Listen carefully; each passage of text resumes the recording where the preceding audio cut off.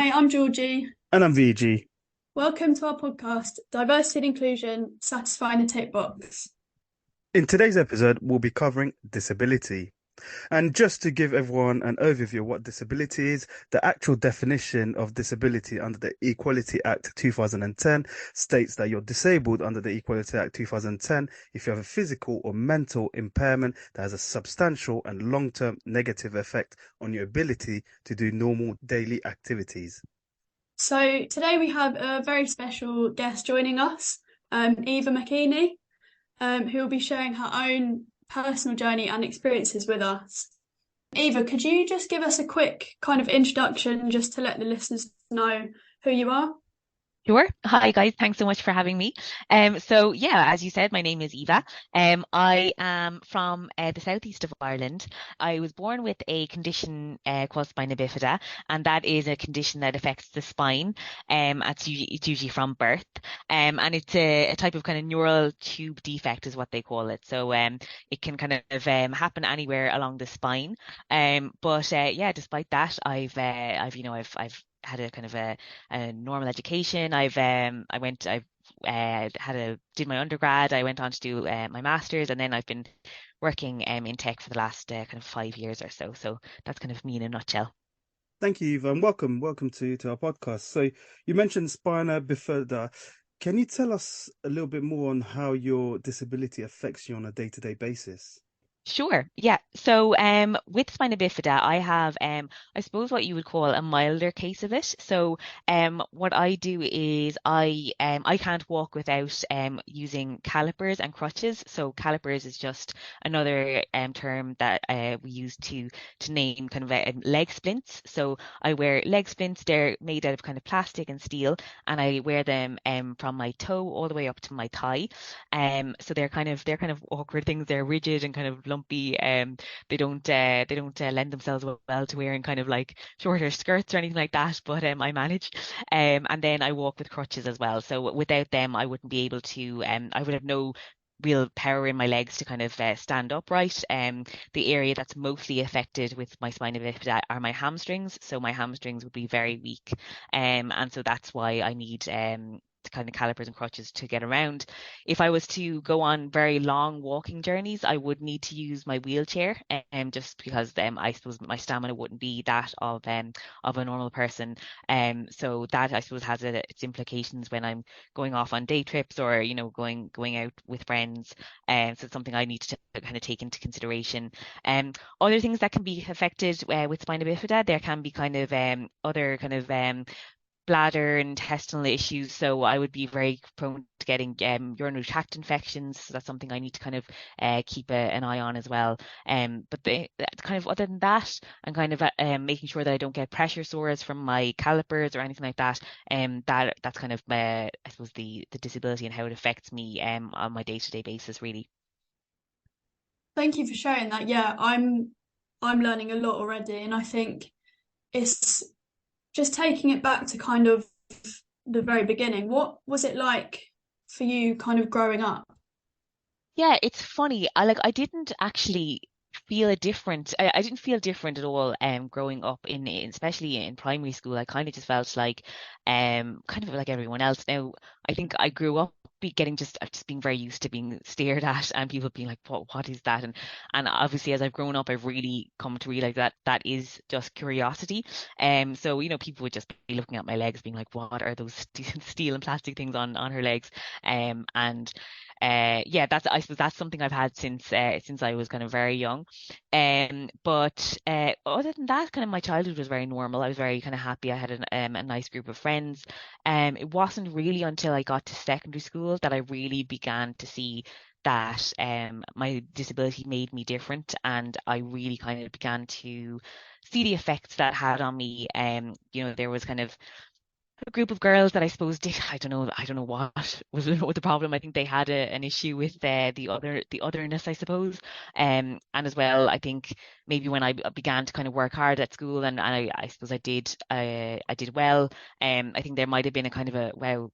That's something I suppose I have experienced in my life throughout my childhood and my my secondary school time is that people kind of see, oh, she's succeeding or she's doing well. She's not allowed to do that. She's disabled. So that is something I suppose I did get into in secondary school. I experienced that where there could have been a little bit of exclusion going on. I didn't have a lot of friends. They didn't sit with me. So that was something I really kind of noticed, and it really had a huge effect on me. And it's something I've kind of taken with me throughout then life. And yeah, just always being included is something that I've been really focused on, and that's something definitely an event that shaped my kind of life going forward after school. Thank you, Eva, for sharing. And that sounds like it must have been quite difficult at school. But did you feel like your schools accommodated for your needs, or did they take action when they saw something like this happen? It was kind of, there was kind of two aspects to my experience in school that kind of well, actually, first of all, I should mention that the school that I experienced that in, I left that after fifth year, which is kind of in Ireland, that would be your age 16, 17. And I went to a new school for my last 2 years of secondary school. And that was an amazing school. I felt so included, and it was kind of like they'd look at you weird if you weren't coming to sit with them for lunch. They'd be like, why aren't you coming?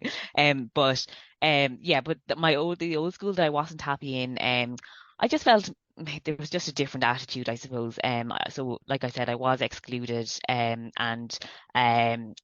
there wasn't much done about it really, which kind of led me to leave the school because I just felt it was probably inherent in the kind of, I suppose, in the culture of maybe just that year, but it definitely was something in the culture of that group, unfortunately.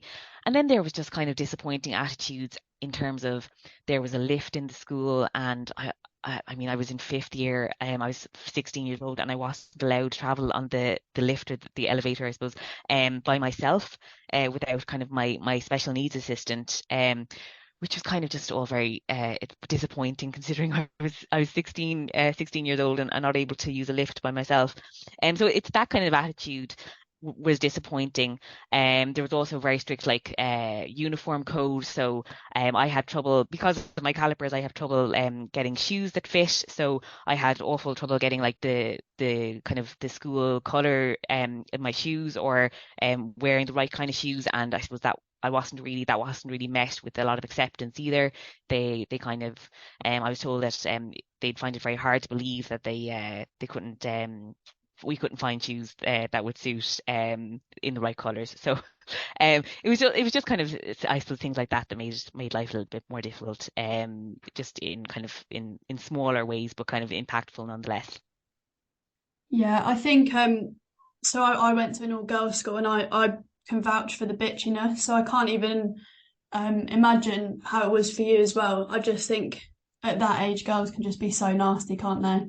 Yeah, and I think it's probably, I suppose, it's something to do with the insecurities of everyone at that age, but I think it's kind of like everyone else feels a little bit like they might be different, I think. And I'm kind of thinking for other people, I suppose, but I do Mm. think there is an element of, oh well, if she's kind of comfortable, she seems comfortable in herself being different, we need to destroy that, or we need to kind of take her down a notch or something like that. I think that could be a bit of it, but it is disappointing. And obviously that I've noticed that like my peers growing up, then getting into college and stuff, obviously that kind of dissipated, and people became a lot more inclusive. But yeah, it is disappointing to see that girls can be a bit like that. And I did go to an all girls school, so I'm not sure. I would question, I suppose, if it had been the same if I had gone to a mixed school. I'm not sure it would have been the same.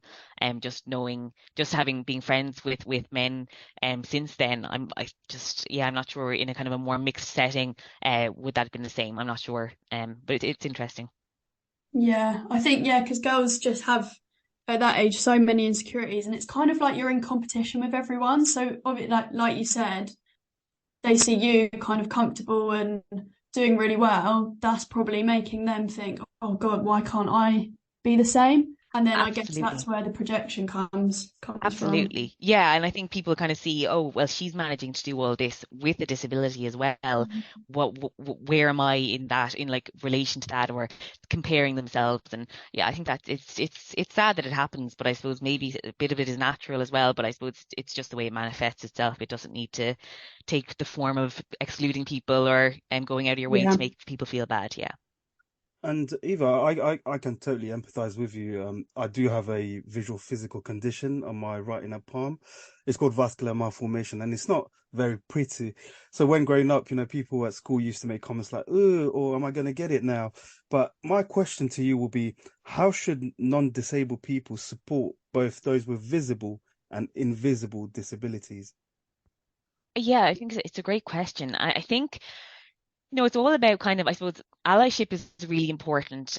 So I suppose just standing with people, making, fighting for kind of equality, but also just understanding, trying to understand, I think is important. And I know that there's kind of some different thoughts on, asking questions and what can be appropriate to ask and what can't be. But I think if it comes from a place of curiosity, genuine curiosity, and a desire to want to understand that person's experience, I think questions are a very good way of kind of empathizing with someone and becoming an ally. I think having conversations around accessibility, about how we can all make the world a bit more accessible for any kind of person with a disability, hidden or non-hidden. I think that's really important, and I think that's why I think it's so impressive and important why podcasts like your podcast is here and exists, because I think just the more people talk about it, the more we normalize the conversation, and then there's not this kind of taboo around these subjects, and people can just speak freely, and then I think people just naturally will just be more inclusive because it won't be so different. It'll be just part of the everyday conversation. Yeah, I think that's such a great point. I think there's also the aspect of people may not want to kind of overstep and ask Mm. questions that they might feel are a bit intrusive, but actually to you, they might be just actually fine.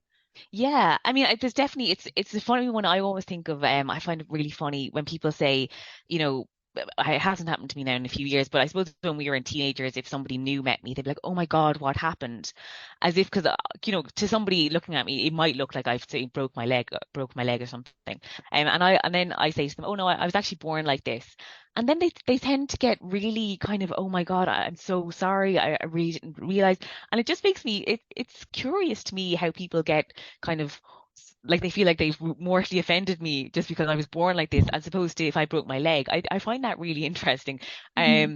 Yeah, so that they wouldn't be kind of they wouldn't feel so bad if I had broken my leg. But yeah, so I suppose it's an interesting kind of observation I've had throughout the years. But yeah, I wouldn't be a person that would be offended easily. So it's kind of I'm just used to answering the question of what happened because I just get asked it so much. And I kind of have my spiel learned off.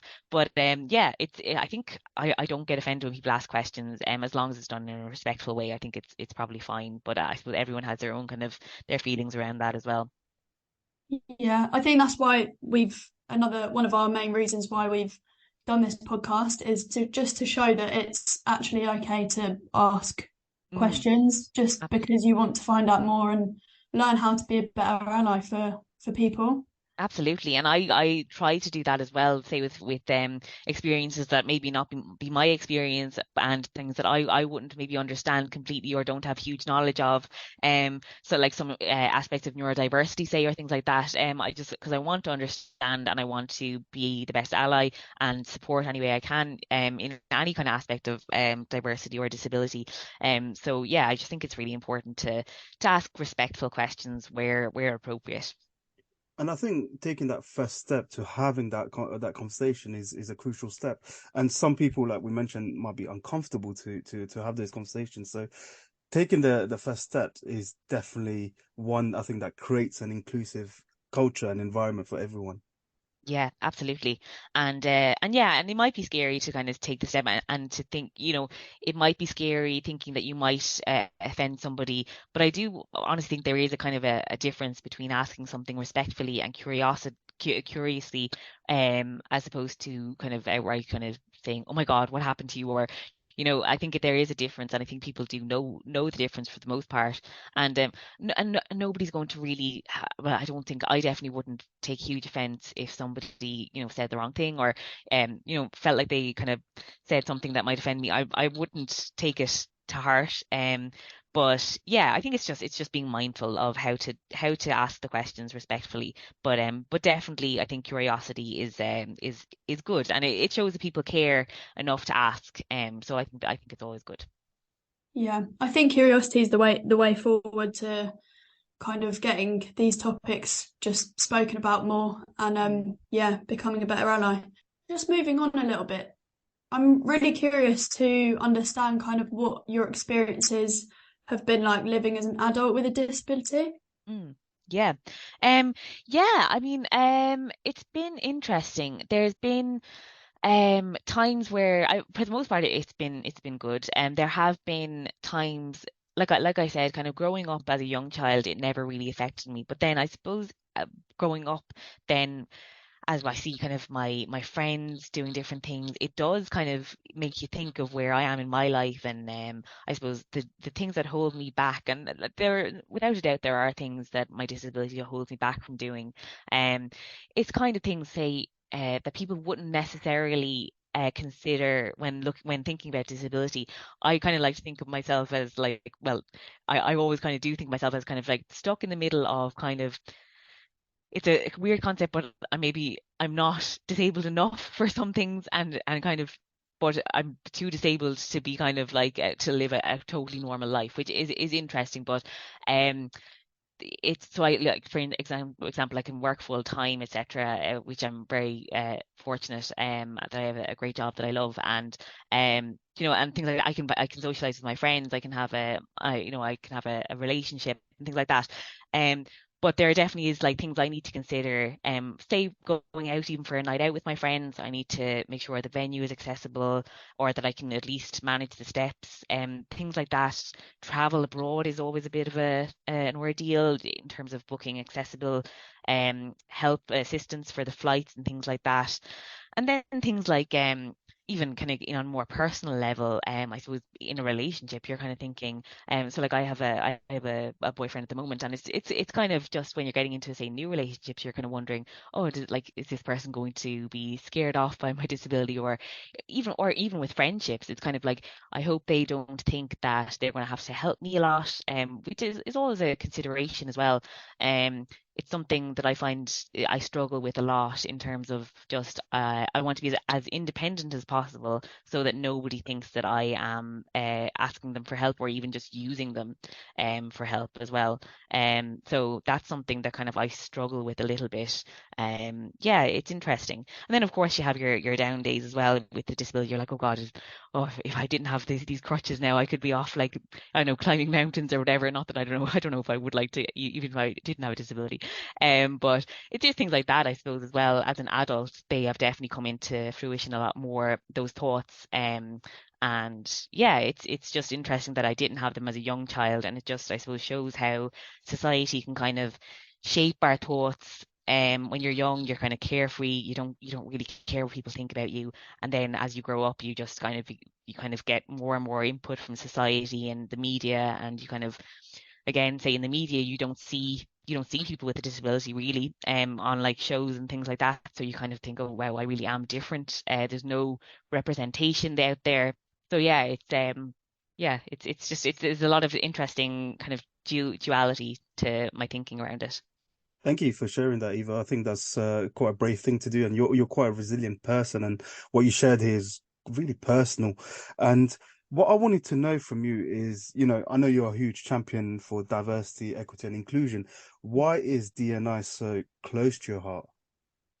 I think it all really did stem from me kind of growing up and not feeling included. And I think when you've lived an experience, like I know personally firsthand what that feels like. And I suppose I feel it, I felt it so strongly that I kind of never wanted anyone else to feel the same way. So I think that's something that's just why it's so close to my heart, is that I know what it feels like, and I want to then, as a result of that experience, just make sure that I'm doing everything I can to make sure that everyone feels as included as possible.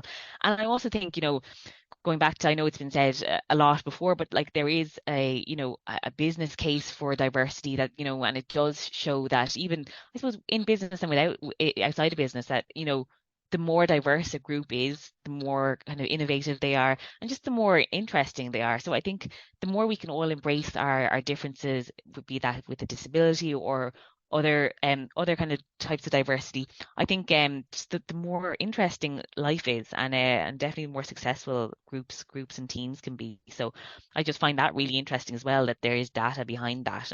And I just think, inclusion is just so important. I think the more included people feel, definitely the more they thrive. So I've definitely found that to be my experience, and definitely at a place in my life now where I feel a lot more included than I ever have. So yeah, I think that that's why it's so important, and that's why I'm so passionate about it.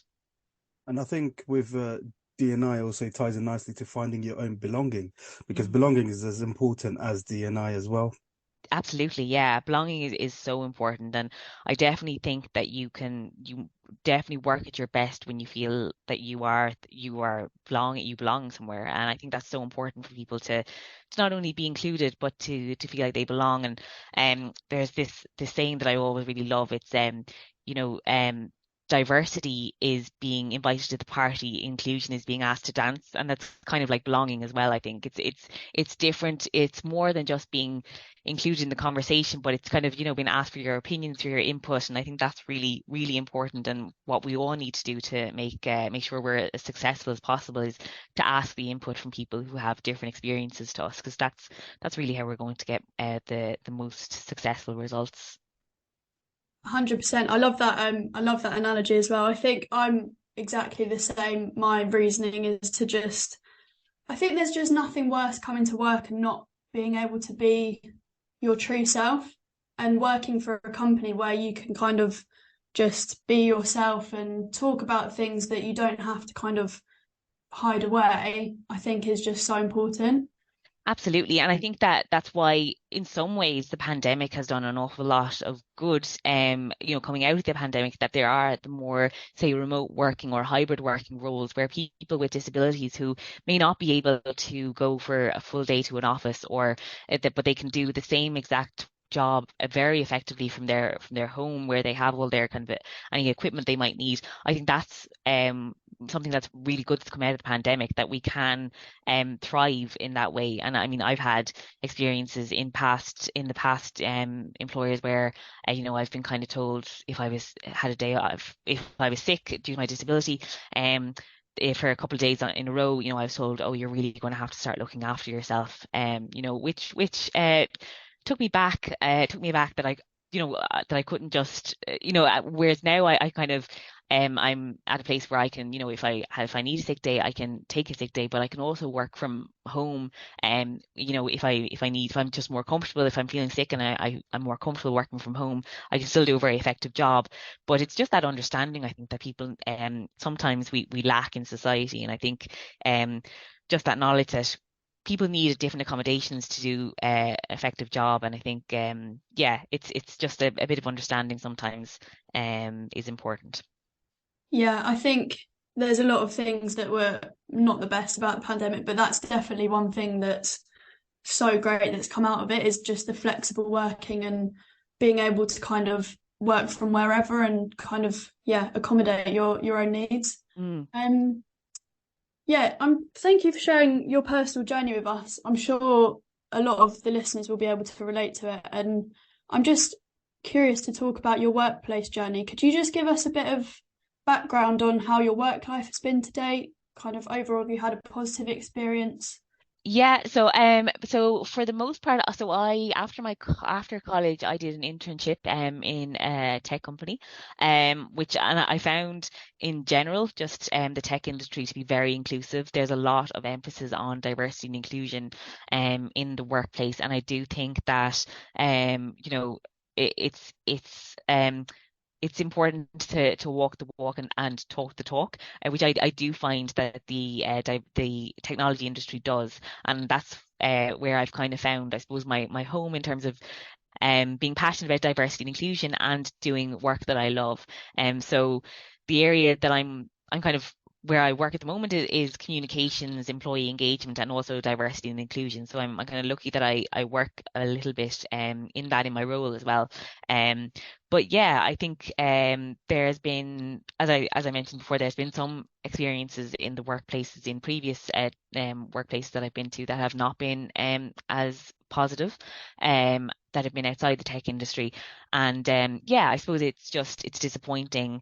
I think there are some companies and maybe some industries that need to just kind of get a bit more modernized and embrace the modern way of working that's a little bit more flexible and just it's going back to that business case of, you know, if people feel included and people feel like they can bring their best selves to work, be that working from home, which we're not feeling 100%, or something, or just having the right accommodations at work. I think people just they tend to thrive if they feel like that there's some sort of accommodations being made for them, or that they're just enabled to be their best selves at work. I think that's really important, and I'm definitely in a role now that I feel like I can bring my best definitely to work. I can, you know, the flexibility is great to work from home. If I'm feeling a little bit under the weather, I can still do my job to, you know, to the best of my ability if I need to. But if I need to take like a day off, if I'm sick, you know, it's understood as well, which I think is just so important. Um, and not to that for that to not affect how your performance is perceived, because you know, in all, you are doing the same job and you're doing it very effectively, but it just means that you might need to take a day every now and then, or you might need to work from home a bit more. So I think just that attitude towards kind of a bit of flexibility is really important. But yeah, on the whole, my work career so far has been a great one. I've really enjoyed it so far, and I would consider myself a very ambitious person. So yeah, I think I'm looking forward to kind of see where my career takes me. But yeah, I'm also just really glad that my role kind of allows me to work in the diversity and inclusion space as well, and because that's obviously something that's really close to my heart. So yeah, that's kind of my career history in a nutshell. Thank you again, Eva, for sharing that. And I think in terms of organizations, it's about educating the workforce. And the other thing is regulating. You've got employment legislations that impose a duty for employees to make reasonable adjustments to help disabled job applicants. And I want to take it back for, you know, when you go through that recruitment process, how have your experiences been? Yeah, well, in all, the recruitment processes have been pretty positive actually. Yeah, I have been, as I said, I kind of have mostly worked with tech companies, which in my experience tend to be very inclusive. And I have always been asked kind of before I went for interviews if I needed any accessible accommodations being made, which is really important. And I think it's something that's just a very basic thing that every company should include in their process. Um, I've definitely, you know, there is definitely an added anxiety applying for jobs with a disability because you're wondering, you know, even it's kind of like, yeah, I suppose you're considering, is this a complete waste of my time because is the office upstairs that I can't manage to get to. So there's kind of that kind of aspect of it as well. I know that there have been in the past, I mean, this is going back a good few years now, but when I've applied for some jobs, there have been even maybe the assessment center or the interview has been upstairs, and so it's just something that it's just a no-go for me because there's no point in going to an interview for a place that I won't be able to get to easily every day. Um, but yeah, in the whole, the assessment and the interview process in all of the roles I've gone for have been pretty good and pretty reasonable and accessible, especially in the tech companies that I've worked with. And yeah, I suppose it's just a reflection, I suppose, of the importance that these companies put on their inclusion programs and their inclusion policies. But yeah, I think every company should have an inclusive recruitment process, whether that be looking at your job descriptions to make sure that the language is accessible and inclusive for everyone, to then just really making sure that you are being as accommodating as possible in your recruitment process, be that looking at your assessment centres or your interview process. Um, yeah, I think it's a real sign of your attitude towards accessibility. And we know that I suppose the workforce now are really the people, the cohorts coming out of college at the moment are really very into kind of inclusive practices and working for companies that stand for something. So I think if that's one of the things companies can stand for is being inclusive and accessible, then I think that it's just a good, not only a good kind of moral stance to take, but I think it'll also boost employer branding as well as just an employer of choice for any kind of candidate.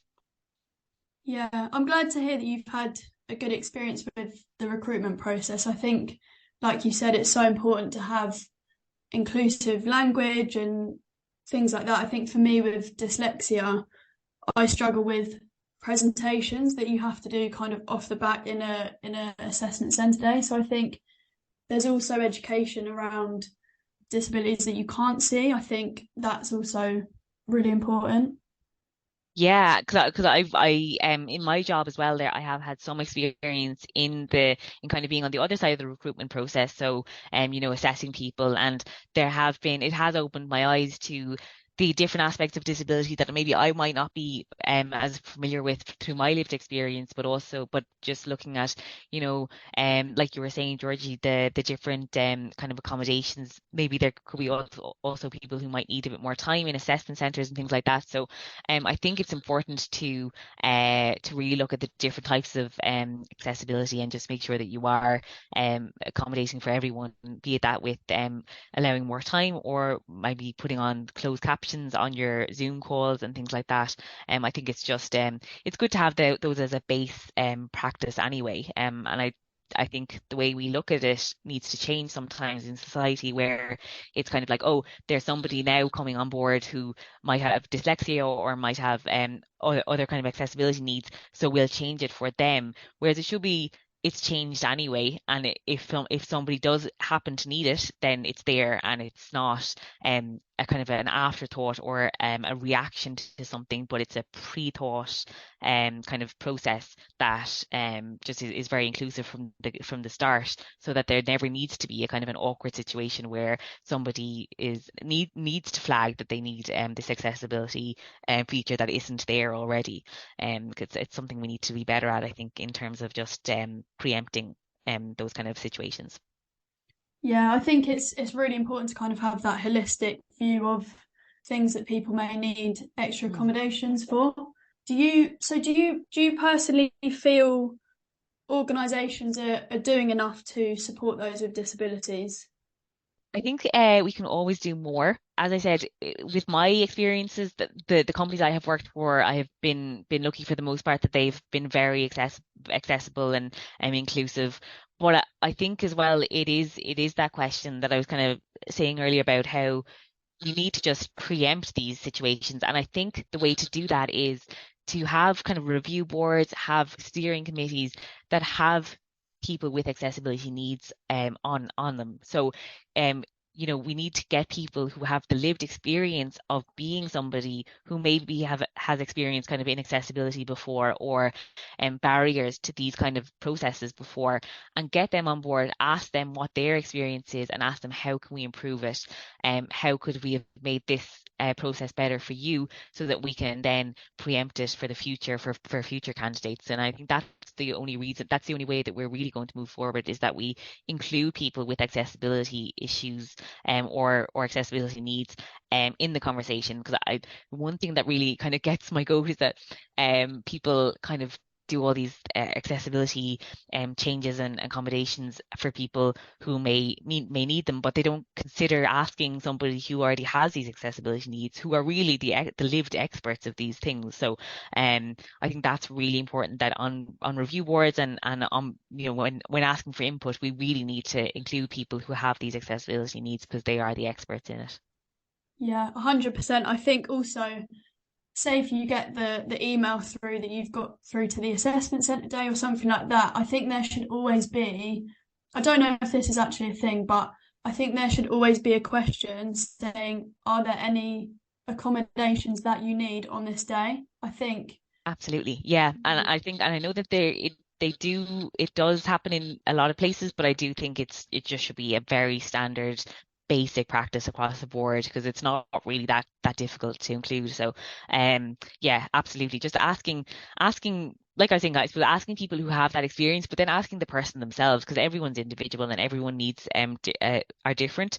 So I definitely think asking the person what they need up front and then having that open conversation about it, as if because it's not going to be anything huge that they need. It's just going to be a slight tweak here or there to the process. So I think just having an open conversation also makes the candidate feel at ease because they're not feeling that they have to raise something or that they're being kind of difficult or causing hassle, which is something that I probably would have felt in the past, maybe not in the recruitment process, but in different, say, events or things that I would have attended that I was like, oh, I actually can't get up those stairs, or I need to use a ramp, or I need to, so it's not a nice feeling to feel like you're putting somebody out. So I think it's always good to kind of just from the get-go ask somebody out front what they need, and then they don't need to feel so awkward about it, and then you won't feel awkward about it as a result. So I think that's probably the best approach.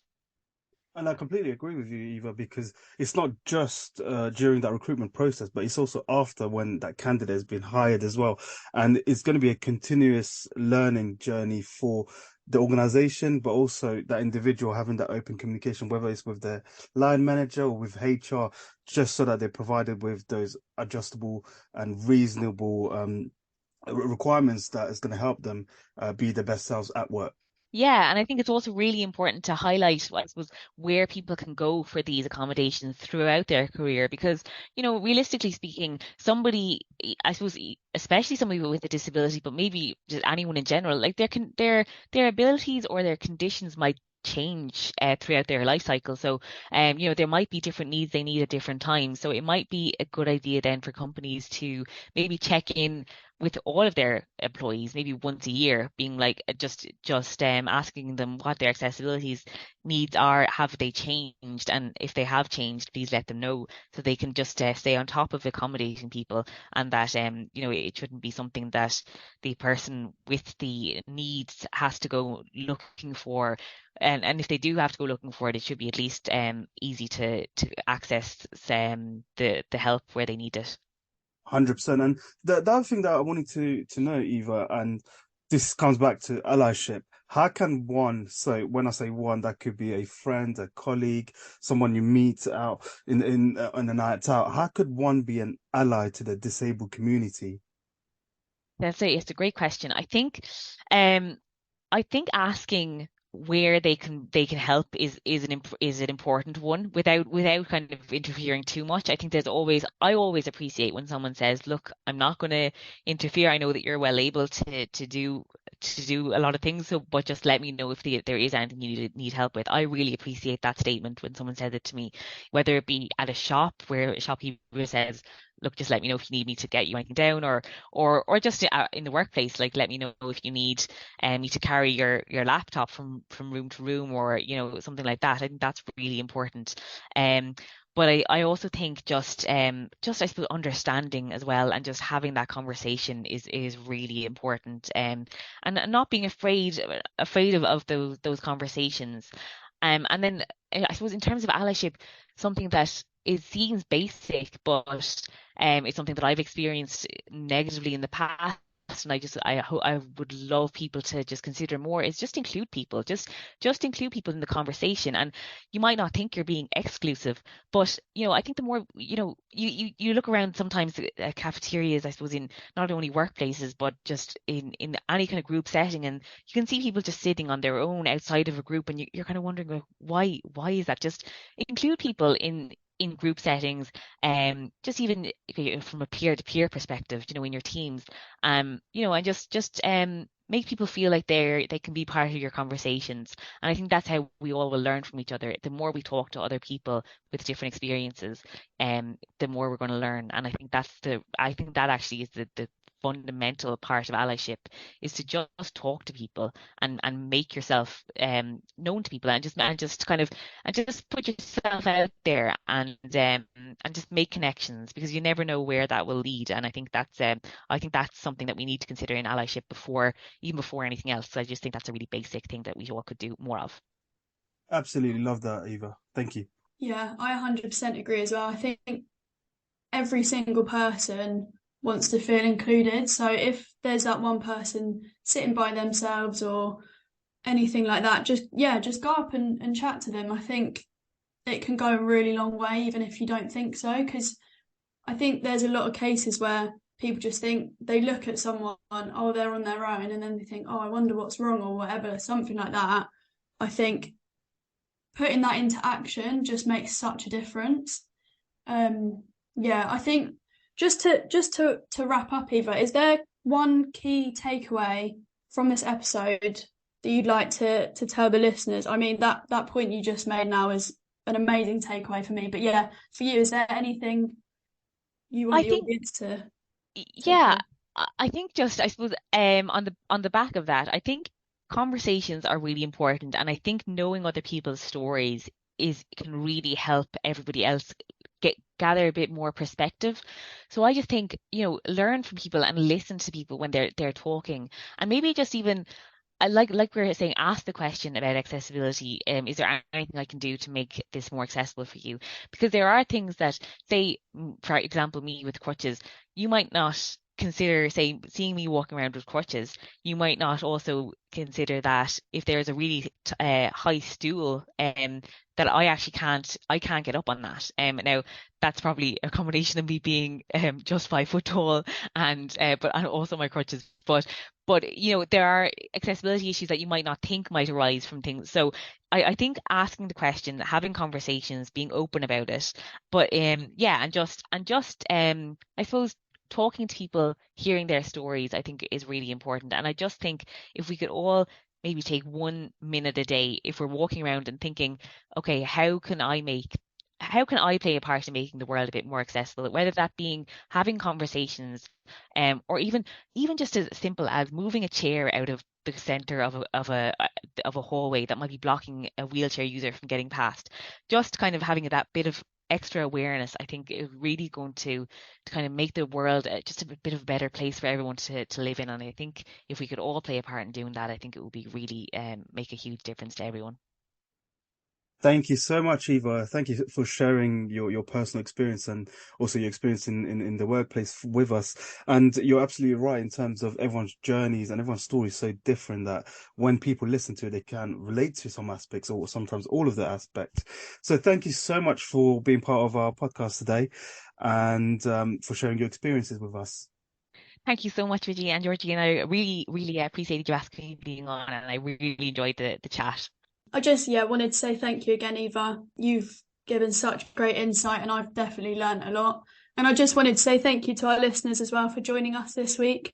Please make sure you're following the podcast on Spotify, and also give it a rating and review too if you feel like it. Our next episode will be dropping next month, so keep your eyes peeled for our next guest. Thank you again, and we'll see you next time on Diversity and Inclusion, Satisfying the Tick Box.